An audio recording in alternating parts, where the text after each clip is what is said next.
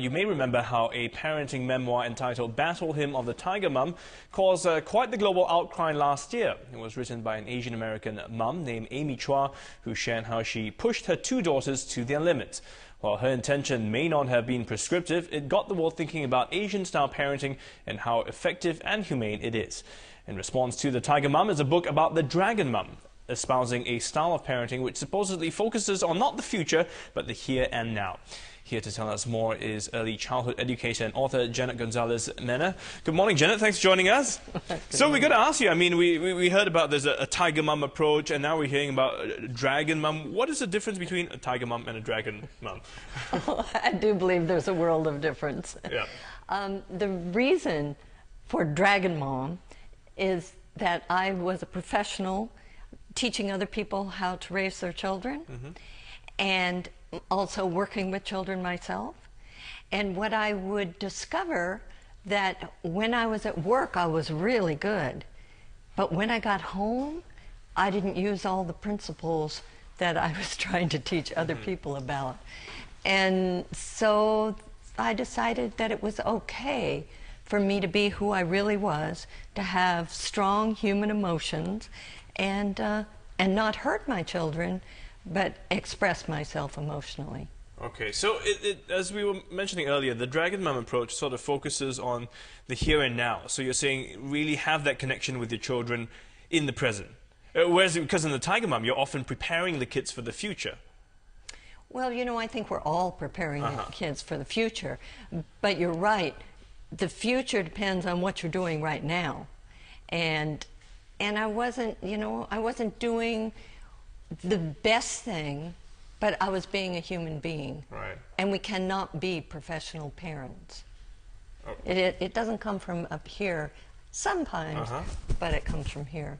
So give us an example. How would you, how would you sort of, I don't know, reprimand the children or discipline them or deal with them in this approach versus how you would have done so in the past, prior to that? Well, I can't say that Dragon Mom is an approach. Right. I have 5 children, and I parented each one of them differently. They were different. They were born different personalities, different times. So I don't see Dragon Mom as an approach. I see it as me resisting professional parenting. Being looked at as someone who could parent better than other people because I had all this coursework in child development. So how did you approach it? Because I guess I'm curious, as a parent myself, I mean, I understand some of the Tiger Mum so-called principles because I grew up in a culture at that time where very similar, you know, you were disciplined quite strictly, a lot of strict rules to sort of make you ready for what may happen in the future. But it's true, we weren't as emotionally connected in that sense, you know. So how do you sort of approach it now? What do you want to share with your children, or what are you saying Dragon Mums will do that make them so different, that make it better? Well, the wonderful thing is that I outgrew being Dragon Mom because my children are all grown up. So now I'm Grandma. Okay. And that's a a lot whole different, easier. Yeah. A lot easier. Everyone loves the grandparents. Oh, they're always yeah, good. Yeah.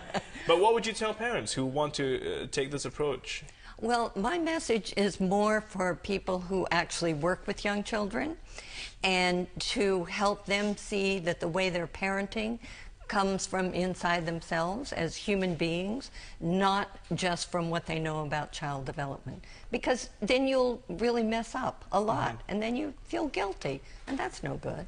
So reading all these parenting guidebooks and magazines which always tell you what you should be doing, and then you look back at your own parenting styles and think, I'm not quite there. So you're thinking, forget about it, don't bother with that? No, I think it's interesting to know more about what people think about parenting.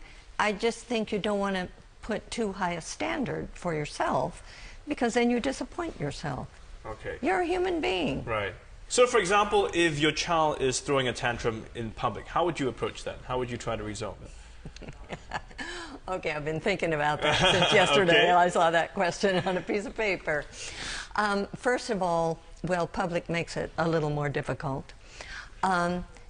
But my feeling about tantrums is that it's something the child needs to work out of his or her system. But of course, if they learn they get a reward for it, then that's a real problem. Okay. But letting them go ahead and express themselves fully, I don't see as a problem. And that might be my culture. My culture is European American. Right.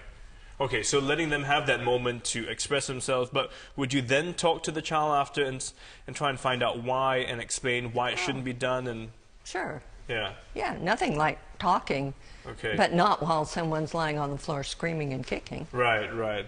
Or what about a child who refuses to do his homework? Says, you know, I hate doing math and I don't want to do it. I'm lousy at it. I mean, how would you approach that? Well, times have changed. I'm seeing it with the way my grandchildren are in school. But my feeling about school and my children was that it was their responsibility to do their homework. And their grades were their responsibility. I didn't pay for grades. I didn't punish for grades. I just gave them the responsibility. And, you know, they took it in different ways. My children are all very different from each other. Right. So you didn't feel the need to sort of push them harder to say, well, you know, okay, it's fine, it's up to you, but, you know... No, I didn't say that. And maybe because when people push me hard, right, I get stubborn. Okay. Okay, so for each of your 5 kids, you mentioned they were all very different. I mean, so how did you approach that? So for each child, again, it was a very different, you dealt with them differently depending on the situation. And the child. Did any of them cry foul and say, well, that's not fair, how come he got away with it? Oh, yeah. I mean, children always cry foul. But you know what? Life isn't fair. I mean, I try to listen to their objections, but yeah, sometimes you get fouled. Right. So this approach, do you think it's something, because again, the Tiger Mum approach is very much an Asian approach, and many of us are quite familiar with that. Do you think Asians are ready for this sort of approach as well? I mean, the Dragon Mum technique, so to speak? Well, I have to question the idea that Asians are all the same. I mean, if you say Americans, I'm going to really argue with you because we're not all the same. Right. And I can't believe that Asians are either. Okay. So I know that's the way people are looking at Tiger Mom, but I question that. Okay. So I guess for all parents, any last words of advice just for parents out there? Oh, advice for parents. Let's see, what can I say? Be yourself, take care of yourself, be kind to yourself, and be kind to your children. Okay.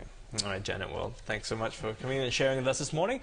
Just been speaking with Janet Gonzalez-Manner, an expert in early childhood education, also author of the books Dragon Mum, Confessions of a Child Development Expert, and Diversity in Early Care and Education, Honoring Differences.